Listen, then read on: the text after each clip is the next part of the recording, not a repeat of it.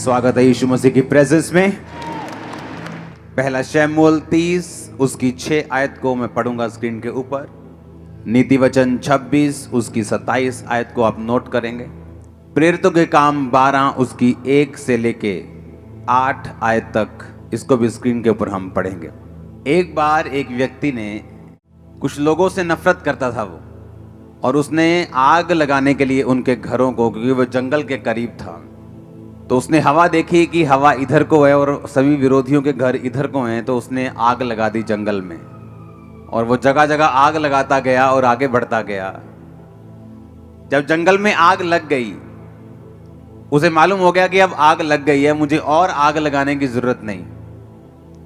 अगर मैं और आग लगाऊंगा तो खुद जल सकता हूं। तो वो चुप करके बैठ गया और देखने लगा। जब किसी ने पूछा तो अब आग क्यों नहीं लगा रहा, क्योंकि उसे मालूम था अब वो आग लगा चुका है और अब आग अपने आप फैलती जाएगी। जैसे जैसे हवा इधर को है तो आग लगती जाएगी। लेकिन नीति वचन 26 उसकी 27 आयत में लिखा, जो गड्ढा खोदे वही उसमें गिरेगा, जो पत्थर लुढ़काए वो लुढ़क कर उसी पर लुढ़क आएगा। उसे यह मालूम नहीं था कि उसने हवा देखकर आग तो लगा दी है, लेकिन हवाओं के ऊपर जो कंट्रोल है वो हमारा परमेश्वर रखता है। अब मैं आपको परमेश्वर का एक दास होने के नाते बोल रहा हूं, जब आग लग चुकी होगी हवा का रुख चेंज हो जाएगा। क्योंकि अगर आप लोग लड़ने वाले नहीं हैं हथियारों से, इसका मतलब ये नहीं है कि तुम्हारा परमेश्वर लड़ने वाला नहीं है। अगर तुम लोग बदला लेने वाले नहीं हो, इसका मतलब यह नहीं है कि तुम्हारा परमेश्वर जो है वो बदला लेने वाला नहीं है। क्रिश्चियन लोगों को हुक्म है कि जस्ट खड़े रहो। आप लड़ते नहीं, इसका मतलब यह नहीं है कि आपका परमेश्वर चुप बैठा है। जिस हवा को देखकर आपको जलाने की कोशिश की गई है, मैं आपको प्रोफेटिकली परमेश्वर का दास होने के नाते बता रहा हूं, वो हवा दूसरी तरफ बहेगी और आप बचाए जाएंगे। आमीन ऊंचे वाला होगा तो ये आपके परिवार के लिए होगा। क्योंकि अगर आप लड़ने वाले नहीं हैं, इसका मतलब ये नहीं है कि आपका परमेश्वर लड़ने वाला नहीं है। हालेलुया। मसीही संदेश को, क्रिश्चियनिटी को दबाने की कोशिश अब से नहीं, 2000 साल से होती आ रही है और आज तक कामयाब नहीं हुई। इस सच्चाई को करप्ट करने की कोशिश की गई, इसको खराब करने की कोशिश की गई, इसको दबाने की कोशिश की गई, लेकिन ये कभी दबी नहीं। इसका कारण यह है क्रिश्चियन लोग लड़ते नहीं, वो अपने खुदा पर भरोसा रखते हैं और उनका खुदा उनको कभी निराश नहीं करता, वो उनको कभी छोड़ता नहीं, कभी त्यागता नहीं। आमीन। लोगों को लगता है कि क्रिश्चियनिटी एक धर्म है। बाइबल कहती है कि एक भी जगह पर ईसाई धर्म का जिक्र तक, शब्द तक बाइबल में नहीं है। क्रिश्चियनिटी एक धर्म नहीं, ये एक सच्चाई है, एक धार्मिकता है, ये परमेश्वर के साथ संबंध है। इसे कोई शैतान की ताकत ना रोक पाई थी, ना है, ना कभी रोक पाएगी। जो कुछ भी हो रहा है आप लोगों की भलाई के लिए हो रहा है, सुसमाचार को फैलाने के लिए हो रहा है, आपके विश्वास को स्ट्रॉन्ग करने के लिए हो रहा है। अगर आप बादलों को देख रहे हैं जो आपके सामने मौजूद है, एक आंधी के, एक तूफान के, एक बारिश के रूप में, यीशु मसीह के नाम में वो टाइम आने वाला है जब पूरी तरह से मौसम साफ होने वाला है और आप आगे बढ़ने वाले हैं। आमीन ऊंचा, तो ये बरकत आपकी है। हर एक चीज का बाइबल कहती है एक समय है। बोने का समय, बोने हुए को उखाड़ने का समय, रोने का समय और खुश होने का समय, नाचने का समय, विलाप का समय। बाइबल कहती है हर एक चीज का एक समय है। और बाइबल कहती है कलीसिया इसीलिए परमेश्वर ने बनाई है ताकि आप इस तब ब्लेस होते हैं जब आप परमेश्वर के दिमाग को, उसके प्लान को, उसकी योजना को, जो उसके माइंड में है, आप उसे समझ जाते हैं और उस योजना को धरती पर पूरा करने के लिए आप काम करना शुरू करते हैं। जिस तरह से एक व्यक्ति जो नशे में हो सकता है और परमेश्वर का आत्मा अगर आप उसके साथ संबंध में हैं, हो सकता है वो आपको उस व्यक्ति के लिए प्रार्थना करने के लिए बोले, उसके साथ वचन शेयर करने के लिए बोले, और वो व्यक्ति जब आपकी प्रार्थना और वचन के शेयर करने के कारण बचाया जाएगा, तो इसका मतलब आपने परमेश्वर की मर्जी को पूरा किया। जब चेलों ने कहा कि जिस तरह यूहन्ना ने अपने चेलों को प्रार्थना करना सिखाया, प्रभु यीशु हमें भी प्रार्थना करना सिखा, तो परमेश्वर ने कहा था तुम इस तरह से प्रार्थना करना कि हे पिता, तू जो आसमान में है तेरा नाम पाक माना जाए, जिस तरह तेरी मर्जी आसमान में पूरी होती है धरती पर उतना राज आए। कौन सी मर्जी की परमेश्वर बात कर रहा है? वो मर्जी जो परमेश्वर के दिमाग में है, और किस तरह से वो धरती पर पूरी होगी। बाइबल कहती है, परमेश्वर के आत्मिक नियमों की किताब में से ये नियम है कि परमेश्वर धरती के ऊपर कोई भी काम जो है वो अपने आप नहीं करता। बाइबल कहती है वो कर सकता है, लेकिन आप लोगों को सहभागिता में बनाने का उसका कारण ये था कि आप लोग परमेश्वर के द्वारा ठहराए हुए कामों को करेंगे, और इसी के जरिए ये एक लैडर बन जाएगी, एक कांटेक्ट बन जाएगा कि पीछे लाइट है, आगे बल्ब भी लगा हुआ है, लेकिन जब कनेक्शन ही नहीं है लाइट से बल्ब की ओर, वो इलेक्ट्रिसिटी फ्लो नहीं कर रही, तो लाखों रुपए का बल्ब और पीछे हजारों वोल्ट की रोशनी किसी काम की नहीं।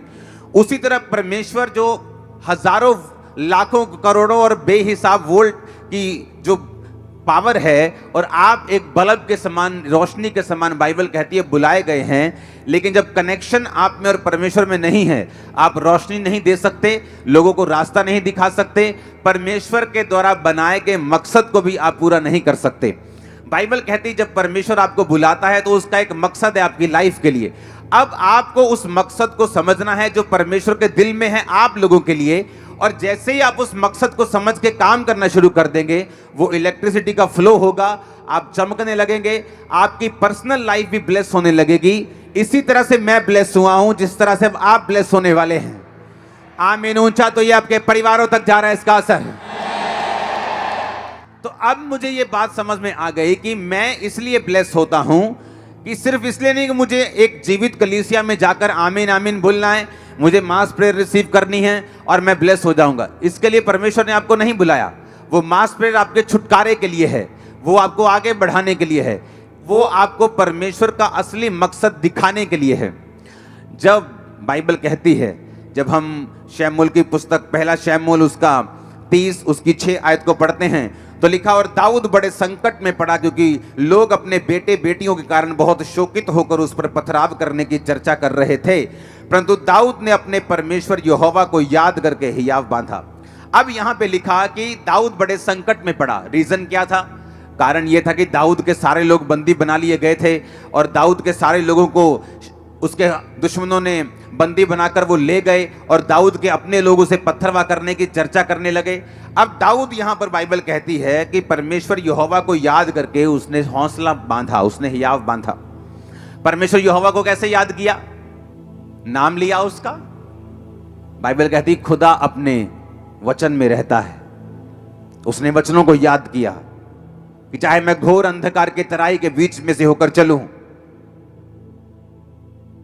मृत्यु की वादियों में से होकर चलूं, पानी में से होकर चलूं, तो मुझे वो डुबो ना पाएगा, मौत की वादी मुझे मार ना पाएगी, आग मुझे जला ना पाएगी। बाइबल कहती उसने परमेश्वर के वचनों को याद करके हियाव बांधा। जब आपके आसपास का माहौल डर वाला है, या आपके आसपास का माहौल कंफ्यूजन भरा है, बेचैनी से भरा हुआ है, और अगर आप बाइबल नहीं पढ़ते, आप कभी भी छुटकारा नहीं पाएंगे। जिस चर्च में आप जाते हैं, अगर उस चर्च का जो सरमन, उसका वचन आपको बाइबल पढ़ने और खुद प्रार्थना करने को प्रेरित नहीं करता, तो आप गलत सरमन सुन रहे हैं। दाऊद ने, बाइबल कहती, यहोवा के वचन को याद किया, क्योंकि जब माहौल आपके आसपास इतना खराब था, तो बाइबल कहती है कि दाऊद ने यहोवा के वचन को याद किया, स्मरण किया और हियाव बांधा, और उसके वचन को याद करके दाऊद ने अपने मन में मनन करके परमेश्वर में हियाव बांधकर आगे बढ़ा, और वो बचाया गया। जब विरोध होता है, आपकी लाइफ में कुछ परीक्षाएं आती हैं, या बीमारी की एंट्री होती है, या कुछ परीक्षा की एंट्री होती जो परमेश्वर की ओर से है, सबसे अधिक जो आपको उस समय चाहिए वो परमेश्वर का वचन है। और जैसे ही आप परमेश्वर के वर्ड को पढ़ते हैं, आप नोटिस करते हैं, चाहे आपके बाहर का माहौल कैसा भी हो, वो चाहे अभी चेंज हुआ या नहीं हुआ, आपके अंदर का माहौल जो है एक क्रिश्चियन व्यक्ति के लिए ज्यादा मायने करता है। जब अंदर का माहौल हिलता है तो आप डूबते हैं, बाइबल कहती पतरस जब परमेश्वर को पूछ कर चलने लगा कि प्रभु अगर तू ही है तो पानी पे चल के आऊं, तो परमेश्वर ने कहा आ जा। जब पानी पे चलने लगा, बाहर का माहौल तो वही था, आंधी और तूफान आ रहे थे, अंदर का माहौल बदल गया और वो डरने लगा, क्योंकि शैतान ने कहा ओए तुझे मालूम नहीं, इंसान को पानी पे चलने के लिए तो बनाया नहीं गया, मछलियों को बनाया गया। परमेश्वर ने तो मछलियों को बनाया पानी पे चलने के लिए और बहने के लिए और तैरने के लिए, तुझे तो नहीं बनाया, तो डूब जाएगा अभी। और जैसे ही उसने शैतान की बातों की ओर ध्यान दिया, शैतान भी वचन का प्रयोग करता है, वो भी वचन में क्या लिखा है उसको आपके खिलाफ प्रयोग करने की कोशिश करता है। और जब आप लोगों में वचन नहीं होता, आप उसकी बातों पे यकीन करते हैं, और बहुत से लोग परमेश्वर की उस योजना को समझ नहीं पाते और उसे पूरा नहीं कर पाते। हालेलुया। अब जब उसको बाइबल कहती है जब वो पानी पर था और जब पानी पर चलकर शक आ गया और डूबने लगा, तो परमेश्वर ने ये नहीं कहा तू क्यों अविश्वासी बना। परमेश्वर ने कहा तूने क्यों अल्प विश्वासी, तूने क्यों संदेह किया, थोड़े विश्वासी यानी तेरे अंदर संपूर्ण विश्वास नहीं, तूने क्यों शक किया, तूने क्यों विश्वास नहीं किया। दाऊद ने परमेश्वर के वचन को याद करके, बाइबल कहती है हौसला बांधा, हियाव बांधा। आपको ये बात समझ आनी चाहिए, पास्टर्स को खासकर जब वो सेवा में होते हैं, जब वो अलग अलग तरह की परीक्षाओं में या दुखों में या किसी तरह के सताव में होते हैं, आपको एक चीज जो चाहिए वो है परमेश्वर का वचन। आप जैसे ही परमेश्वर के वचन में जाते हैं, एक रेस्ट, एक विश्राम जो है आपकी स्पिरिट में एंटर करता है। और जब तक ये विश्राम आपकी लाइफ में, आपकी स्पिरिट में एंटर नहीं करता, बाइबल कहती है आप बड़े बड़े काम नहीं कर सकते। बाइबल कहती है उस समय के लोग जब पापी थे और अलग अलग तरह के पापों में फंसे हुए थे, तो परमेश्वर ने नूह को चुना।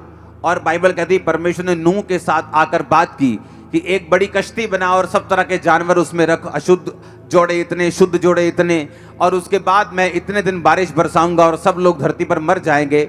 और बाइबल कहती है नूह का जो इब्रानी मतलब है, उसका मतलब है रेस्ट, उसका मतलब है विश्राम। जब आप विश्राम में नहीं होते, आप घबराए होते हैं, क्योंकि आप बाहर की दुनिया की न्यूज़ पढ़ रहे हैं, ज़्यादा आप न्यूज़ में हैं, आप देख रहे हैं बाहर क्या हो रहा है, माहौल ख़राब हो रहा है। लेकिन बाइबल कहती है जब आप बाहर की दुनिया को देखते हैं, आपकी रेस्ट जो है अंदर की, वो लूज हो जाती, वो ख़त्म हो जाती। और जिस दिन आपका विश्राम जो है वो ख़त्म होता है, परमेश्वर आपको इस्तेमाल तो कर सकता है, लेकिन बड़े कामों के लिए आपको इस्तेमाल नहीं कर सकता, क्योंकि परमेश्वर को बड़े कामों में आपको इस्तेमाल करने के लिए एक विश्राम में, रेस्ट में, जो आदमी, जो औरत, जो खुदा का दास, दासी, विश्वासी, विश्वासनी रेस्ट में हो, आराम में हो। कौन सा आराम? आराम करने का मतलब ये नहीं कि वो सुसमाचार प्रचार ना करे, या काम ना करे, या सेवा ना करे, या प्रेयर ना करे। आराम का मतलब उसके अंदर एक विश्राम का आत्मा है। वो घबराया हुआ नहीं, वो डरा हुआ नहीं, उसे मालूम उसका परमेश्वर उसके साथ है। उसे मालूम इस आंधी तूफानों के आगे एक सनी डे उसका इंतजार कर रहा है। उसको मालूम है एक बड़ी टेस्टिमनी उसका इंतजार कर रही है। उसको मालूम है ग्लोरियस डेज उसका इंतजार कर रहे हैं। ओ आमीन, ऊंचा चाहिए मैंने कहा। उसे मालूम है दीर्घायु उसका इंतजार कर रही है। उसको मालूम है उसके बच्चों की साल्वेशन उसका इंतजार कर रही, उसको वो मालूम है, क्योंकि बाइबल कहती है वो विश्राम में जो रहता है, जो रेस्ट में है। बाइबल कहती है नूह के साथ परमेश्वर ने बात की। आप बोलते परमेश्वर मुझसे बात करे, इतने अनरेस्टेड बंदे से परमेश्वर बात नहीं कर सकता। अगर वो अनरेस्टेड है, विश्राम में नहीं है, क्यों? क्योंकि उसकी हीलिंग नहीं हो रही। हर टाइम वो हीलिंग के लिए प्रेयर कर रहा है, हर टाइम हीलिंग के बारे में सोच रहे हैं, हर टाइम मास प्रेयर में भी हीलिंग के बारे में सोच रहे हैं, हर टाइम पर्सनल प्रेयर में भी हीलिंग के बारे में सोच रहे हैं। उसके बच्चा नहीं है, हर टाइम वो बच्चे के बारे में सोच रहे हैं। परमेश्वर को मानूं नहीं, मैं मानूंगा नहीं, कोई बात नहीं। हर टाइम अगर इसी बारे में वो सोच रहा है, इसका मतलब उसके अंदर रेस्ट की कमी है, विश्राम की कमी है। और बाइबल बताती है अगर परमेश्वर ने आपकी जिंदगी से बड़े काम करने हैं, खासकर पास्टर्स की लाइफ से, आपकी लाइफ से, विश्वासियों की जिंदगियों से, तो आपके अंदर विश्राम होना बहुत ही जरूरी है। बाइबल कहती नूह एक विश्राम, रेस्ट में था। नूह का मतलब है रेस्ट, नूह का मतलब है विश्राम। नूह का नाम का मतलब रेस्ट था। लेकिन जब तक नूह असली रेस्ट में नहीं आया, परमेश्वर ने उससे भी बात नहीं की। जब नूह खुद रेस्ट में आ गया, अपने नाम का मतलब अपनी जिंदगी में पूरा किया, तो परमेश्वर ने उससे बात की, नूह अब मैं इन लोगों को नाश करने वाला हूं। अब एक बड़ा तूफान आएगा, एक बड़ी बारिश आएगी और सब लोग नाश हो जाएंगे। और परमेश्वर ने उससे बात की जो आत्मिक विश्राम में था। आपका आत्मिक विश्राम खत्म हो सकता है ज्यादा टीवी देखने से, ज्यादा फेसबुक देखने से, ज्यादा दुनियावी बातों में खोने से, प्रार्थना ना करने से, बाइबल ना पढ़ने से। बाइबल सुनना, वचन सुनना अच्छी बात है, लेकिन बाइबल पढ़ना बहुत ज्यादा जरूरी है। खुद वचन को पढ़ना सबसे ज्यादा जरूरी है, सबसे अधिक इंपॉर्टेंट है खुद वर्ड को पढ़ना। आप अगर वचन सिर्फ सुनते हैं और पढ़ते नहीं तो भी एक अनकंप्लीटनेस, एक अधूरापन सा आपकी लाइफ में, एक हल्की सी बेचैनी, पूरी बेचैनी नहीं, आपकी लाइफ में हमेशा रहेगी, क्योंकि आप वचन को सुन रहे हैं लेकिन पढ़ नहीं रहे। जो लोग सुनते भी नहीं पढ़ते भी नहीं वो तो बेचैन रहते, उसमें कोई शक नहीं। उनको ना तो अपने फ्यूचर का पता है, ना वो उनको डर है कि मेरे को कैंसर ना हो जाए, मेरे को बीमारियां ना हो जाए, मेरे को ये ना हो जाए। वो हर में डरा रहता है, क्योंकि बाइबल कहती है वो विश्राम में नहीं है और परमेश्वर के साथ सहभागिता में नहीं है। लेकिन अगर एक व्यक्ति बाइबल पढ़ रहा है, हाँ, और सुन भी रहा है, क्योंकि सुनना भी जरूरी है, सिर्फ पढ़ना जरूरी नहीं है। क्योंकि अगर आप सिर्फ बाइबल पढ़ते रहें तो बाइबल के प्रकाश आपके ऊपर उतरने बंद हो जाते हैं।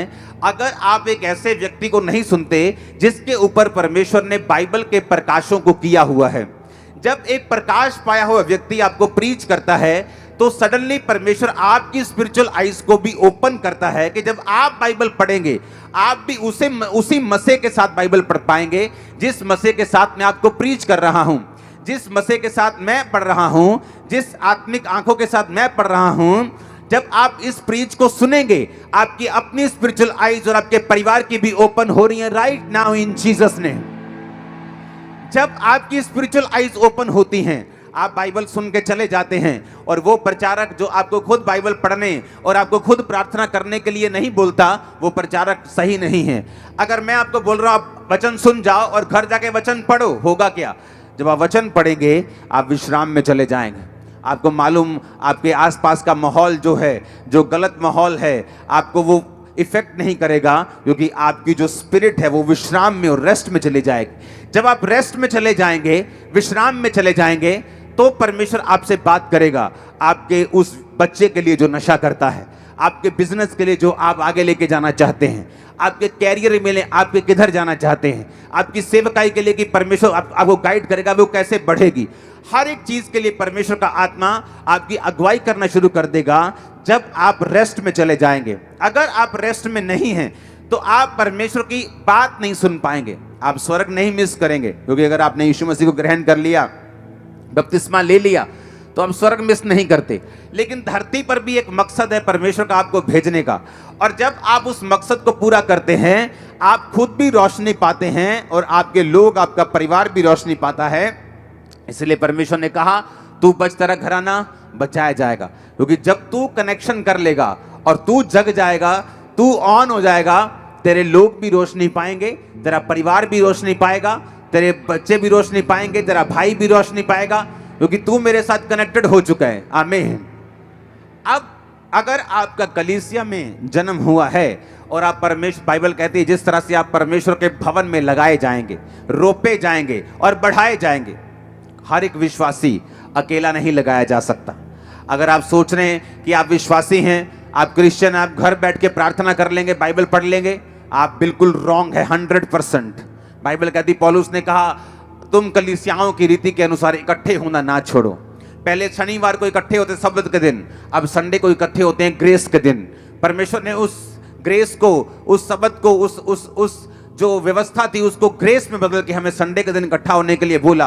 और बाइबल कहती है वो रोज इकट्ठा होते थे। हम तो हफ्ते में 2 दिन इकट्ठा होते हैं और रात को हम रोज प्रेयर माउंटेन पे इकट्ठा होते हैं। लेकिन बाइबल कहती है कि किस काम के लिए परमेश्वर ने आपको भवन में लगाया है। अब हम पढ़ेंगे, जब हम प्रेरितों के काम उसकी 12 उसकी 1 से 8 आयत पढ़ते हैं तो वहां पे लिखा, उस समय हेरोदेस राजा ने कलीसिया के कई व्यक्तियों को सताने के लिए उन पर हाथ डाले। उन्होंने यूहन्ना के भाई याकूब को तलवार से मरवा दिया। जब उन्होंने देखा कि यहूदी लोग इससे आनंदित होते हैं तो उन्होंने पतरस को भी पकड़ लिया, और वे दिन अख़मीरी रोटी के दिन थे। उसने उसे पकड़कर बंदी गृह में डाला और 4-4 सिपाहियों के 4 पहरों में रखा, और इस विचार से कि फसह के बाद उसे लोगों के सामने लाएं। बंदी गृह में पतरस बंद था, परंतु कलीसिया उसके लिए लौ लगाकर परमेश्वर से प्रार्थना कर रही थी। अब बाइबल कहती है जब परमेश्वर के एक दास को मार दिया गया तो कलीसिया को गलती समझ आई कि हमें दासों के लिए भी प्रार्थना करनी है। सिर्फ परमेश्वर के दासों को हमारे लिए प्रार्थना नहीं करनी, हमें भी उनके लिए प्रेयर करनी है। और बाइबल कहती है वो लॉ लगाकर प्रार्थना करने लगे। जब वो लॉ लगाकर प्रार्थना करने लगे तो परमेश्वर ने अपने स्वर्गदूत को भेजा, और स्वर्गदूत आया तो 7 आयत में लिखा, उस कोठरी में ज्योति चमकी, उसने पतरस की पसली पर हाथ मारकर उसे जगाया और कहा, उठ जल्दी कर। और उसके हाथों से जंजीरें खुलकर गिर पड़ी। स्वर्गदूत ने उससे कहा, कमर बांध, जूते पहन। और उसने वैसा ही किया। फिर उससे कहा, अपना वस्त्र पहनकर मेरे पीछे हो ले। और पतरस को अभी भी लग रहा था कि वो दर्शन देख रहा है, लेकिन वो असली में हो रहा था, क्योंकि कलीसिया लॉ लगाकर परमेश्वर से प्रार्थना कर रही थी। अगर वो कलीसिया ऐसी होती, देखती, अच्छा अब पतरस नहीं आया, अच्छा आज हीलिंग मीटिंग नहीं हो रही, अच्छा मैं जा रही हूं अपनी जॉब पर, मैं अपने बिजनेस, मेरी बुआ की लड़की की शादी है, अच्छा आज हीलिंग मीटिंग नहीं हो रही, अच्छा मैं आज नहीं आ रहा हूं, अच्छा आज डिलीवरेंस मीटिंग नहीं है, अच्छा आज नहीं चलता हूं। वो अभी क्रिश्चियन नहीं है, वो जस्ट बाबाओं की तरह एंट्री कर रहे हैं चर्च में। जब बाबा जी हैं, बाबा जी से हीलिंग लेने आ गए, बाबा जी नहीं है तो खत्म। लेकिन बाइबल कहती है वो कलीसिया, जब परमेश्वर का दास उनके बीच में नहीं था तो लॉ लगाकर परमेश्वर से प्रार्थना कर रही थी। ये कलीसिया का काम था। इसीलिए जो प्रेरितों के काम की कलीसिया है वो ज्यादा ब्लेस्ड और आशीषित थी। बहुत से लोग उस कलीसिया में से चुने जाते थे और वो भी लंगड़ों को चलाया करते थे। बहुत से लोग जो थे वो फाइनेंशियली बहुत ब्लेस्ड थे और कलीसिया में अपने मकानों दुकानों को बेचकर अपने पैसों को प्रेरितों के कामों में रखते थे। और कलीसियाएं बहुत जल्दी बढ़ रही थी क्योंकि हर व्यक्ति अपने काम को, अपनी ड्यूटी को पूरी अच्छी रीति के साथ कर रहा था। और बाइबल कहती है वो कलीसिया दरिद्र नहीं थी, उसके पास पैसे की कमी नहीं थी। इमेजिन करो अगर मेरे पास एक मकान है और जब मैं कलीसिया में आया मैंने अपना मकान बेच दिया तो मैं तो फिर गरीब हो गया। तो ऐसे सब मकान बेचते जाएंगे तो सब गरीब होते जाएंगे। लेकिन बाइबल कहती है वो कलीसिया गरीब और दरिद्र नहीं थी। क्यों? क्योंकि जब उन्होंने एक मकान बोया, परमेश्वर ने 2 के रास्तों को, 4 के रास्तों को खोला होगा। और इस तरह से उनको समझ आता गया कि हम जितना बो रहे हैं उतना काट रहे हैं। वो ज्यादा बोते गए, प्रेयर करते गए, मिशनरी कामों के लिए प्रेयर करते गए, अपने दासों के लिए, परमेश्वर के अगुओं के लिए वो प्रेयर करते गए। उनकी प्रार्थना को परमेश्वर सुनता था। उनकी वजह से, दासों की वजह से वो बचाए गए, वो चंगे हुए, उन्होंने मिरेकल्स पाए, ब्लेसिंग ली, साल्वेशन पाई। जब दासों को जरूरत पड़ी उन्होंने प्रार्थना की, परमेश्वर अपने दूतों को भेज, अपनी सुरक्षा को भेज, दासों को छुड़ा। इस तरह से जब हम एक दूसरे के पूरक बनेंगे, जब हम एक दूसरे, जहां मैं कमजोर हूं आप मजबूत, जहां आप मजबूत हैं मैं कमजोर, जहां मैं मजबूत हूं आप कमजोर हैं, हम एक दूसरे के पूरक हैं, एक दूसरे को कंप्लीट करने वाले हैं। जब मैं अपनी जिम्मेवारियां सही से निभा रहा हूं तो मैं ब्लेस्ड हूं। अगर कलीसिया अपनी जिम्मेवारी सही से निभाएगी तो वो ब्लेस होगी। Hallelujah, hallelujah. मैंने देखा है बहुत सी कलीसियाएं जो अपने पास्टर्स के दर्शनों में उनका साथ नहीं देती, क्योंकि पास्टर ने बोला होता है मुझे ये कलीसिया से कुछ भी जरूरत नहीं। ऐसे बहुत सारे पास्टर्स को मैं जानता हूं।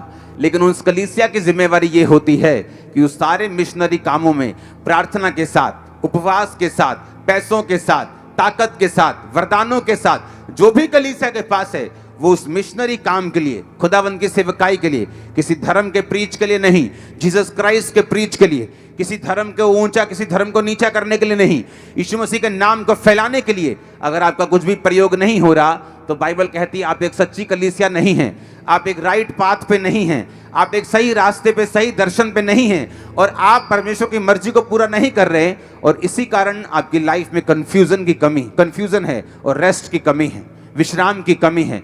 ब्लेसिंग के लिए जोर लगाना पड़ता है, लाइफ अगले लेवल तक नहीं पहुंचती। बहुत से लोग सोचते हैं कि अगले लेवल पे जाने के लिए हमें परमेश्वर की ओर देखना होगा। हाँ, वो तो देखना ही होगा, लेकिन हर टाइम ऐसा नहीं है बाइबल के मुताबिक। बहुत से लोग प्रार्थना करते हैं, परमेश्वर मैं सेम सैलरी पे हूं, मैं सेम अनॉइंटिंग पे हूं, मैं सेम मसे में हूं, मैं सेम वरदान में हूं, मैं सेम इसी बरकत पे हूं। क्योंकि अगले लेवल के लिए अगर किसान बोले कि मैं उसी 1 एकड़ को काट रहा हूं, क्योंकि वो फसल ही, वो बीज ही 1 बोरी को बो रहा है और हर साल 1 बोरी बोता है, हर साल 1 एकड़ काटता है, तो वो सोच रहा है कि मेरी फसल क्यों नहीं बढ़ रही। अगर उसे फसल बढ़ानी है, उसे सेक्रीफाइस करना पड़ेगा। जब फसल उगेगी उसे अपनी फसल में से बीज ज्यादा निकालना पड़ेगा और अगली बार उसकी फसल बड़ी होगी।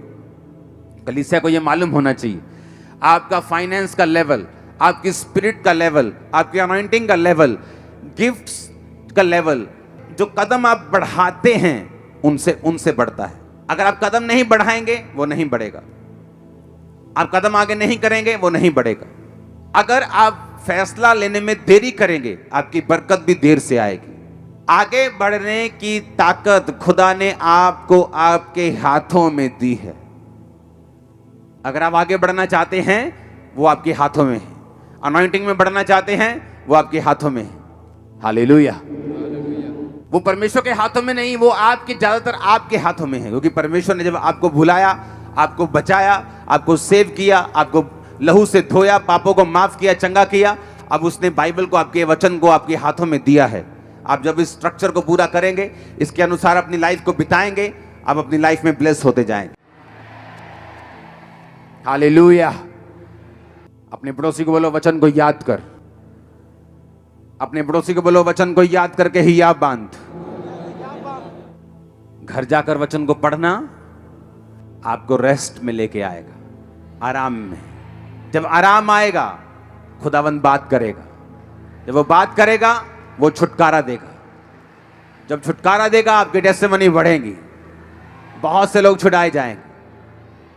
जिन लोगों को परमेश्वर इस्तेमाल करता है उन लोगों की एक निशानी है, वो अंदर से विश्राम में हैं, बाहर से काम में हैं। कुछ लोग बाहर से बहुत विश्राम में दिखते हैं, हम्बल दिखेंगे, इस तरह से ऐसे शो होगा कि पता नहीं स्वर्गदूत ही आ गया आपके बीच में।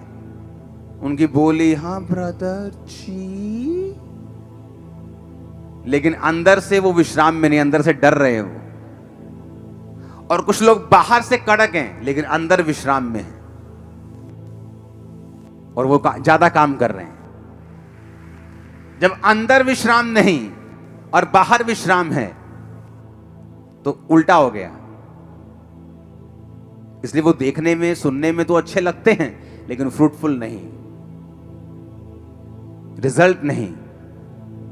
क्योंकि रिजल्ट लेने के लिए आपको इनसाइड से, अंदर से विश्राम में आना पड़ता है। और कई बार जब आप प्रार्थना में बैठते हैं, आप 4 घंटे, कई बार 5 घंटे भी लग सकते हैं, कई बार 3 घंटे भी लग सकते हैं, आपको उस विश्राम में घुसाने के लिए जो परमेश्वर ने आपको दिया हुआ, देना चाहता है।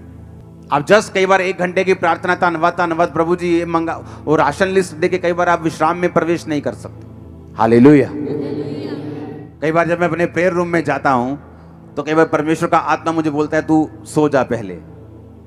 मैं जस्ट जाते ही सोता हूं पहले, कई बार, हर बार नहीं। और 2 घंटे बाद जब मैं उठता हूं, मुझे कुछ भी करने की जरूरत नहीं। ऐसे होते जैसे स्वर्गदूत ने सामने कॉपी रखी है और वो प्रेयर पॉइंट्स देते हैं। जस्ट उस प्रेयर पॉइंट से जब प्रेयर होती, रिजल्ट आने शुरू होते। मैं आपको सीक्रेट दे रहा हूं, वो एक ऐसी प्रार्थना में पोजीशन है, जो निशानेबाजी करते हैं लोग वो समझेंगे कि आप हड़बड़ी में निशानेबाजी नहीं कर सकते। आप भाग भाग के निशानेबाजी, एक चीज, बड़ी चीज पे निशाना लगा सकते। अगर आपको पिन पॉइंट जिसे बोलते हैं बुल्स आई, जैसे कि वो आंख पे निशाना लगाना है, तो आपको अपने आप को बिल्कुल स्थिर करना पड़ेगा। अपनी कंप का भी जो हाथ की है उसे भी कंट्रोल में करना पड़ेगा। आप जब प्रेयर रूम में जाते हैं, जस्ट वेट करो, आप थैंक करो, आप प्रेज करो, आप कोई गीत सुनो परमेश्वर का, बाइबल पढ़ो। लेकिन एक ऐसा टाइम भी आता है जब परमेश्वर आपको झिला देता है, आपको एक्टिव कर देता है। उस टाइम फिर जो प्रेयर होती है वो बेस्ट प्रेयर होती है और वो रिजल्ट लेके आने वाली होती है। और कई बार मेरे लोग मुझे देखते हैं, मैं प्रार्थना रूम में गया हूं, मैं आया ही नहीं हूं रात भर, मैं 6-8 घंटे बाद आया हूं, 10 घंटे बाद आया हूं।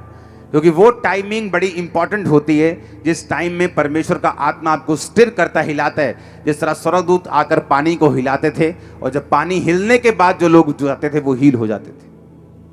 इन प्रैक्टिकल बातों पे अमल करो, जो आपको बताया गया इसको फॉलो करो, लाइफ सेम नहीं होगी, लाइफ सेम नहीं होगी, मैंने कहा। आमीन। जो भी आपको बताया गया उसे कवर करो। और यही, इन्हीं चीजों में आपकी ब्लेसिंग है, इन्हीं चीजों में आपकी आशीष है, कि जो परमेश्वर की राइट नाउ नीड है, उसके लोगों को जो जरूरत है, उसके अनुसार प्रेयर में जाना, ये आपको चाहिए। आमीन। और जब उसके अनुसार हम प्रार्थना करेंगे, हम बचाए जाएंगे, हम ब्लेस्ड भी होंगे। उसके अनुसार प्रार्थना करेंगे, परमेश्वर हमारी दिक्कतों को भी दूर करेगा, वो बीमारियों को भी दूर करेगा। क्योंकि एक्चुअल में परमेश्वर ने जो कुछ भी आपको देना है वो अपनी मर्जी से देना है, और अपनी ग्लोरी के लिए देना है, और अपनी महिमा के लिए देना है, उसके नाम को ऊंचा करने के लिए देना है। God bless you all. वो आपको सेम ना रहने दे। आमीन। ऊंचा, ये बरकत आपकी है।